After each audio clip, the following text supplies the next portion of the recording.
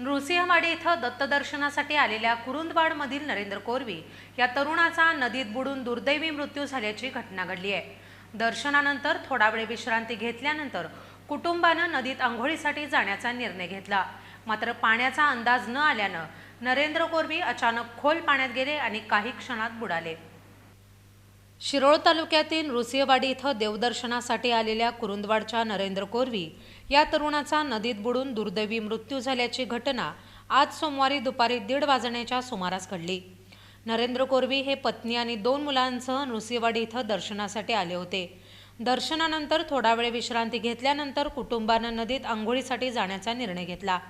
मात्र पाण्याचा अंदाज आला नसल्यानं नरेंद्र कोरवी अचानक खोल पाण्यात गेले आणि काही क्षणात बुडाले।